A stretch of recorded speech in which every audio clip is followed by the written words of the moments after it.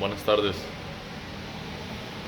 Mi nombre es Ulises Cervantes. Esta es la entrega de mi evidencia número 2, que consiste en hablar del tema de las negociaciones internacionales de Venezuela y Estados Unidos. El contexto aquí es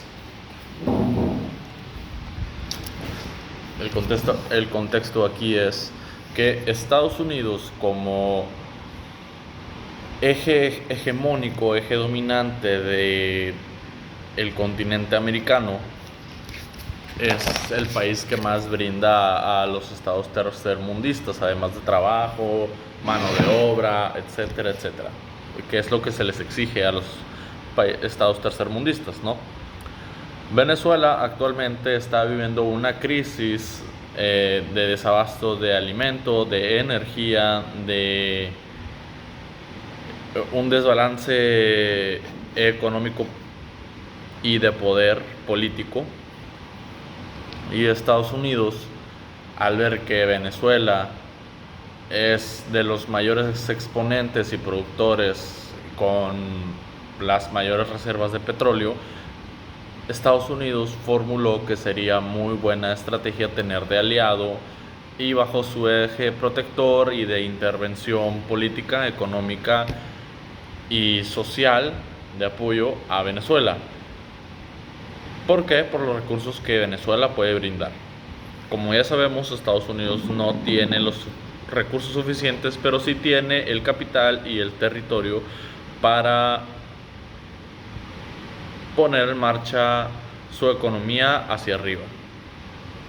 Mientras que Venezuela, por tener un desbalance político y una ideología que cambia cada que se cambia de presidente, pero que está muy arraigada, las ideas socialistas y el comunismo, no son nada fáciles, nada sencillos de aplicar, por el tipo de cultura, educación y un montón de variables y efectos que suceden en el país. Lo que sucede es que Venezuela no tiene capital para apoyar a Estados Unidos, y Estados Unidos simplemente no puede recoger o cobrarse en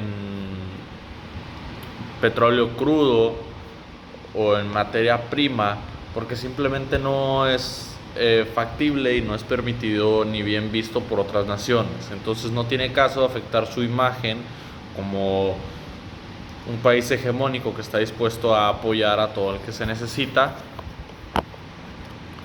por dinero, como un mercenario. Entonces aquí el caso es que Estados Unidos interviene con un régimen político democrático, y entonces se ignora por completo la ideología socialista de Venezuela y se hace caso a la capitalista de Estados Unidos, lo cual provoca un descontento de toda la población y un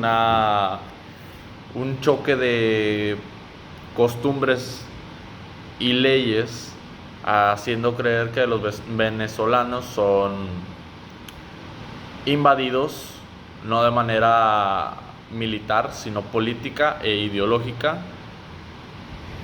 Pero la cosa no es así. Entonces Estados Unidos se retira de su intervención política, democrática y capitalista, y deja que ellos hagan apliquen sus leyes, su ideología. Pero el problema es que se han visto muchos casos de corrupción, muchos casos de que se ayuda primero y solamente a la clase alta en vez de dar apoyos a la clase baja, a la clase obrera, a la clase trabajadora. Y hay mucha pérdida de capital por corrupción, además de golpes de Estado, porque el mismo pueblo se quiere apoderar en una manera como de revolución o guerrillas por parte de las FARC, que es un grupo armado en ejército que están los Países Bajos de América Latina. Entonces, estos golpes de corrupción, estos golpes armados de las FARC, estos golpes de que se va a hacer una ideología, pero luego ya no, y luego sí se va a hacer, entonces han provocado un descontento en la población y ha hecho que se levanten en revoluciones, en revueltas, en manifestaciones, ha habido paros laborales, etcétera, etcétera, y ha sido un golpe muy fuerte a la economía, a la sociedad y al apoyo que se le da a los políticos en cuanto a las propuestas que presentan. Entonces, Estados Unidos simplemente se aleja y solamente se queda con las negociaciones de petróleo normales, ya no más favoritismos, ya no más descuentos por intervenciones militares o apoyos subsidiarios o etcétera, etcétera. ¿Por qué? Porque para Estados Unidos no le conviene, para Estados Unidos es un desperdicio de capital.